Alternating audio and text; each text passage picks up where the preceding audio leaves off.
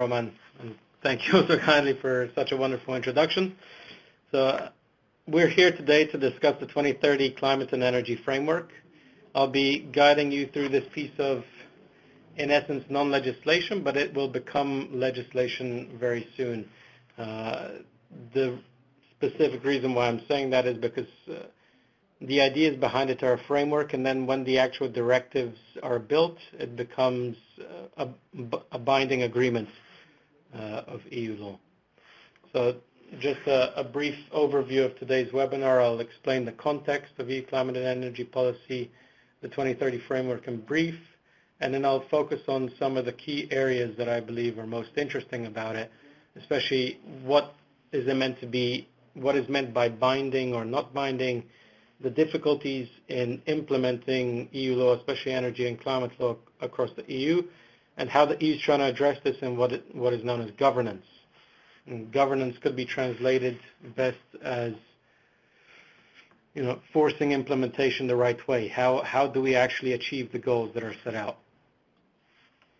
So the context of EU climate and energy policy is quite simple. I mean, it's part of the history of the EU itself.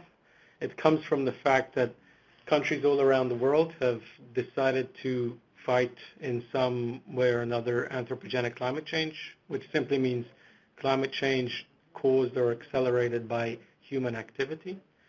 And those two primary examples of those agreements are the Kyoto Protocol and the Paris Agreement. Now, the 2030 framework that we're discussing today is actually older than the Paris Agreement.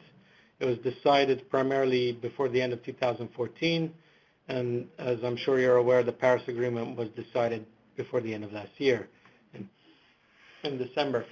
The 2030 framework took into the view that the Paris meeting would happen and that there would be agreement that takes shape there. All of the other conference of parties that met before, like in Copenhagen, they already knew that it was leading up to an international agreement, and the EU wanted to have a more or less formal position across all member states of what they wanted to take to Paris and push at the international level. And that's why it was important to have a framework agreement with a 2030 time frame that really makes even the Paris Agreement more ambitious than was initially foreseen. The background also beyond climate change is security of supply. The EU is very rich in many things, but one thing it is not so rich in anymore is fossil fuels. I mean, the EU imports somewhere between 400 and 500 billion euro worth of fossil fuels per year. The reason the number varies quite drastically is the cost of the fossil fuels themselves. They're quite volatile, and you don't know exactly what the demand will be. So, I mean, these are not flat curves. That's why there's this, let's say, roughly approximate 400 billion euro per year spent on importing fuels. And the third area why there is a climate and energy policy is to stimulate growth and jobs. But there is a belief that the future will be decarbonized, the future will be more, it will move away from the traditional fuel stock, and if the EU were not to try to lead in this area, then those jobs would most likely go somewhere else. And that's where you can see the kind of three areas of the EU's thinking. If we look at the Lisbon Treaty, this is the treaty that formalized most of the EU's direct powers. There were much fewer powers before the Lisbon Treaty, especially within the co-decision-making bodies. And Article 194 of the treaty specifically gives the EU the power to coordinate energy and climate policy at EU level. Now, there's still a more or less clear division between what is member state competence and what is EU, but that's really the article that sets the groundwork. And from then on, the EU decided to look in the long term. So you have the 2050 low carbon roadmap, but to take stock and really push things to actually happen by creating real legislation before 2050. So what exists today is the 2020 package, and what we'll be discussing today is the 2030 framework. Now, it's not a package yet because the actual specific legislation, the thing that enforces the targets, has yet to be decided, but will soon be happening. So just so you have a clearer understanding of the context, at the 2050 timeframe, the EU has set its target of reducing greenhouse gas emissions by 80 to 95%. That's quite a wide range, but even at the low number of 80%, that's a drastic change from 1990 levels.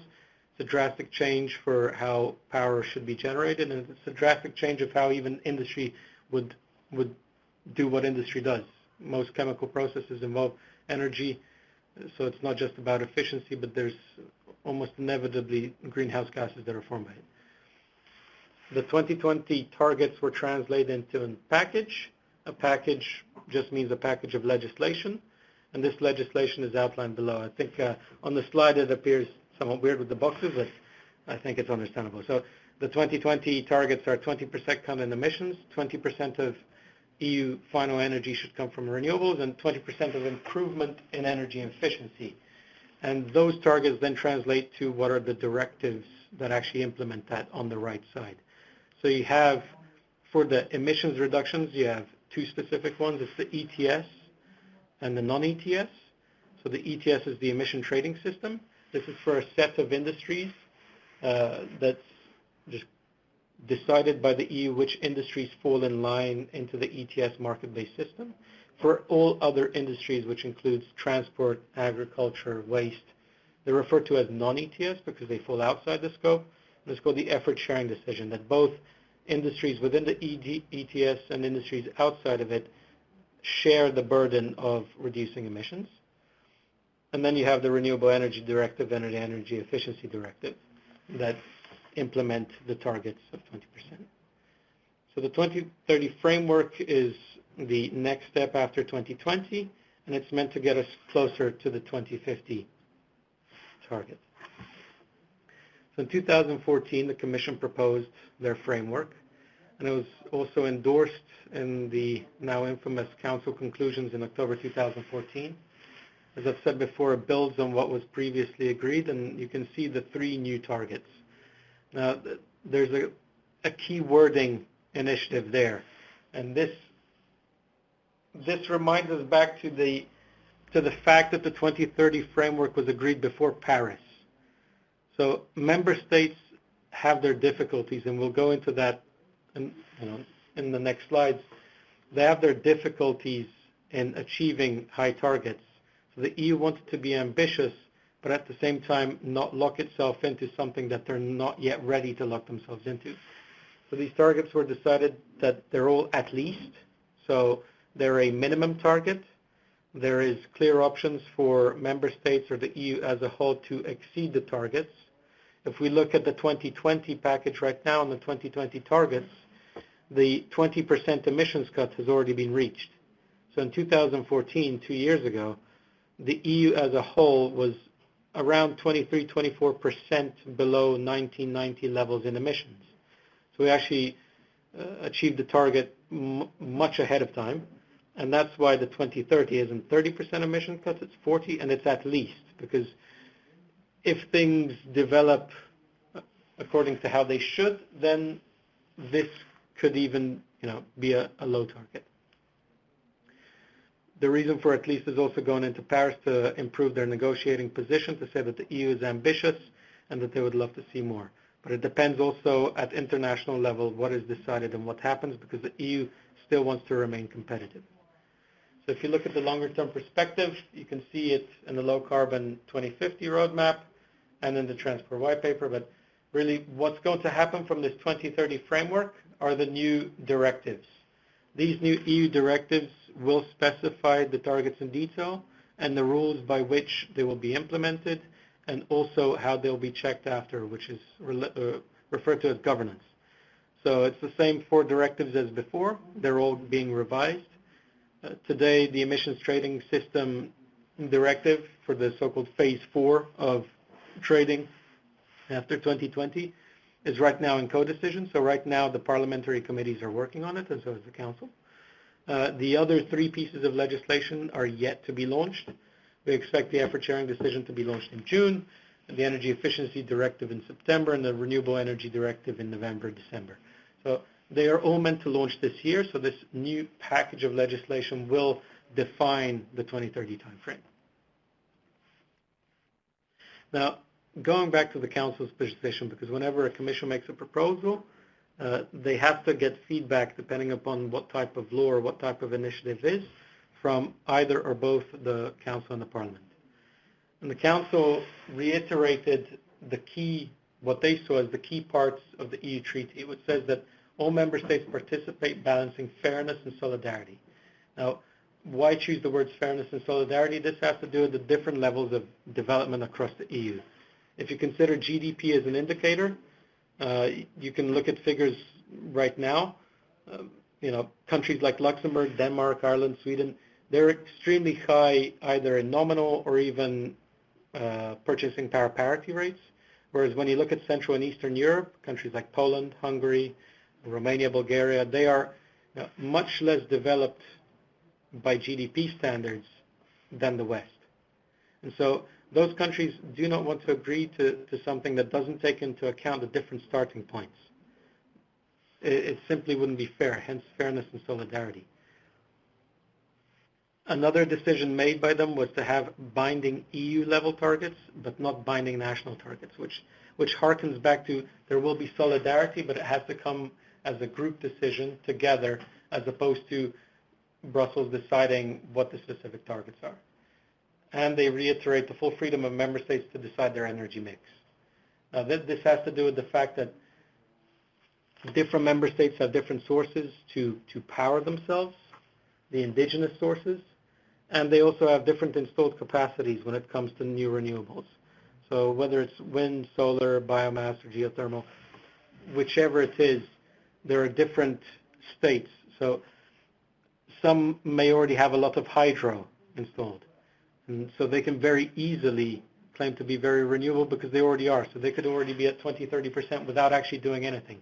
Whereas another country that has an older stock, primarily linked to coal or something else, would have to have billions or even tens, hundreds of billions of euro of investments to get to even remotely a similar level.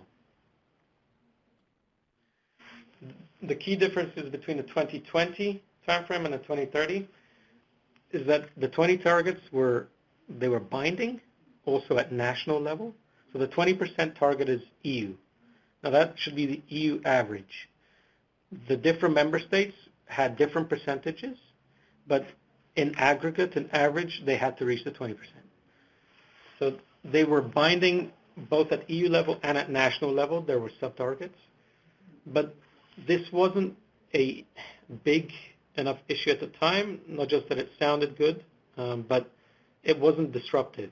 It wasn't as disruptive as the 2030 targets could be. So the 2030 targets themselves are quite a compromise, and there's two examples for their potential to disruption. I mean, there's many more, but I'll pick two just to frame it better. So there is meant to be at least 27% renewables installed by 2030. But if we consider what that means in real terms, it means that over 50% of gross final consumption of electricity comes from renewables. So even though it sounds like 27, when you look at actually how energy is consumed, and whether it's electricity or in a different form, it would mean that over half of consumption comes from renewables. And that can be disruptive. It doesn't mean that there's no answer. It doesn't mean that there isn't even a clear solution to be had, but it's still more disruptive than the 2020 timeframe. If you consider the ETS sector as another example, so these are industrial processes. ETS, the biggest sectors in ETS are steel, aluminum, cement, fertilizers, chemicals, ceramics. So all of these industrial processes, of course, cause emissions. They're part of the ETS. And if you consider that by 2030, they're meant to have a 43% reduction in emissions. When you look at that in real terms for the biggest sectors, the energy efficiency savings that they would have to make are at the limits of technology by 2030. It doesn't mean it's not possible, but it means that clearly investments need to be made, and clearly it can be achieved by massive effort and potentially quite disruptive. And again, the 2030 targets have to take into account national level divergences. So already in 2014, Sweden achieved over 50% renewables. Uh, Clearly, they had an existing stock that was much more progressive than some other countries, and they have continued to invest in renewables. Finland and Austria are over 30%, but then there are other countries like Ireland, which has less than 8%. Luxembourg and Malta have under 4% renewables. So that's why there is this clear pushback against national binding targets. So long as, there's a belief that so long as at EU level you maintain the reductions in emissions, the improvements in energy savings and renewables capacity, that it does not matter so much at the individual level. So long as the group performs at the individual level, it's up to the individuals to decide amongst each other how to achieve it. This is just a small graphic to show you it's a minor difference, but an important one. So even though the same directives will be after they're revised, there's a clear time gap, the same areas will be covered. There will be a binding target at the EU level. The only key difference is that at the member state level, there may not be. There doesn't seem to be a push for binding targets. But still, if it's at EU level, it does mean that somebody somewhere has to do the work. If nobody would invest in renewables, if nobody would invest in energy savings and energy efficiency measures, then those targets would not be achieved.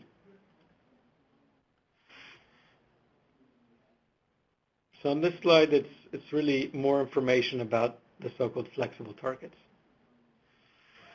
So in 2020, there were quite fixed national targets. Most countries are along the way to 2020. Most of them are really hitting the mark. Some of them, like Sweden, have already achieved what they meant to achieve for 2020 and will go beyond it. But really for 2030, member states are looking for flexibility. They disagree with the viewpoint that it should be a one-size-fits-all. They disagree, as I said before, because the GDP situations are different. The countries have developed differently historically. There are different levels of development, and they also have their different energy sources. In some places, the sun shines more than in others, the wind blows more than in others. In some places, you have district heating networks where the solution could be more biomass instead of something else. There's a belief that there shouldn't be a one-size-fits-all. So the challenges really are twofold. It's freeloading and fragmentation. So without national binding targets, is there the same push as there has been today up until 2020? How does that change investment? How does that change investment cycles? Do investments go cross-border? Do they go outside the EU where there's more certainty? Without a national program with a clear target that's also then implemented and checked and enforced at EU level, there could be member states that simply lag behind. And then there's a second problem. Even without lagging behind, there could be fragmentation. So we all talk about an EU internal energy market, but if there are so many different plans, then how do you not have a fragmented market? And fragmented markets is something that go completely in a completely opposite direction than what the EU is trying to achieve. So really, governance is key. Governance will be what matters for 2030 and what matters really in the implementation. So the absence of national binding targets really raises the question of how to implement it. And governance has been put forward by the Commission. There would be a governance structure that would make sure whatever the targets are, that they're being achieved, that they're going according to plan, and to bring about investor certainty. If investors don't have certainty with energy investments, there's a long-term payback. If you build a wind farm, a solar farm, if you build transmission lines, if you build infrastructure, the payback can be certain, but it's not immediate. That's just one of the truths of infrastructure and energy investments. It's a longer-term payback, and that's why there needs to be a longer-term certainty. So this governance structure will anticipate the issue in absence of the targets, and they should also later this year actually formalize it. But there's already been talk in the 2030 framework what kind of governance scheme there would be, how quickly member states would have to come up with national plans, that member states would have to cooperate with their neighbors to come up with a cohesive plan where they would say, okay, if we have this kind of target, we're relying on our neighbor to install more of this capacity, but then we will buy cross-border arrangements with them. So there are these ideas of how to maintain these plans and make sure that they're on track. The Council had its conclusions on the governance system only just last year, and there are three main elements to it. There's the integrated national energy and climate plans, and that integrated really would translate to a more regional perspective. So not only do member states have to decide themselves what their goals are, but also how to achieve them locally/regionally. A transparent reporting system. So this is just a continuation of already what's been going on. There's something called the European semester where member states have to report their progress in many, many different areas, in the different areas of EU law. One of them is energy and climate, and so every year member states have to report to the Commission what they have done when it comes to the directives and the targets. What have they implemented? What have they achieved thus far? This is meant to streamline that process, where it could be, because the further we go, the more and more complex potentially the reporting becomes. They want to streamline it so that the reporting is there, so that it's known what is going on. They will monitor the progress at national level and see if collectively it's enough. Now, there are many, many different ways that this can go. So the Commission has promised that by the end of this year, they will present a proposal on energy union governance. The reason it hasn't yet been done is because there are many ideas and many open questions. What is the best method of ensuring that the targets are reached? Is it about cooperation? Is it about competition? Is it about effective fining? I mean, does the EU have to fine member states when they're not, or should it be more an incentive-based scheme? So really, this is partially also a battle between the Commission and the member states. Who has the right to choose and then the right to enforce? So if a member state gets the right to choose the energy mix, do they really have the right to choose if they're not achieving the targets that have been agreed to? There's also a lot of talk about administrative burden. Member states report on many, many issues already, and industries report to member states, and member states report at the EU level. So they want to ensure consistency, simplicity, and streamlining. But really, the key things here aren't the administrative burdens, but it's really the approach. So one idea that's being circled around about governance is what I would refer to as first past the post. So instead of thinking how member states could be taxed or sued or have an infringement procedure started against them because they're not investing enough, or they're not ambitious enough, or they're not simply doing enough when it comes to energy and climate, is that they would reward the first movers.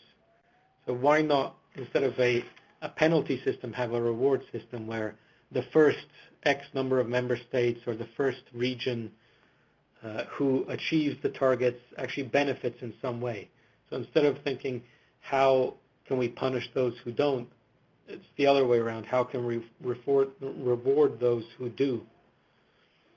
And then what really are the consequences? I mean, right now the EU already has the powers to force member states, or try and force member states, to implement EU law. If there's a regulation or a directive that's being clearly agreed at the EU level that needs to be transposed by a certain date into national law, that has to be implemented by a later date, and that has to achieve certain things, whether it's a target, whether it's labels, whether it's audits, whatever that EU law is, once it's agreed, it has to happen. And if it does not, the EU already has the power to start infringement proceedings. So every few months or so, or I think in energy climate, it's every few months that a new story comes out of certain legislation not being implemented correctly or being implemented slowly, potentially not even being transposed in time, international law, and the EU starts the proceedings. They send an official letter, they ask for more information, they want to know why it has been delayed and by when it will be done, and if that doesn't work, they take the member state to the court. Now they effectively sue the country. There's a daily penalty. I'm not sure if up until today any member state has been forced to pay an amount for energy and climate issues.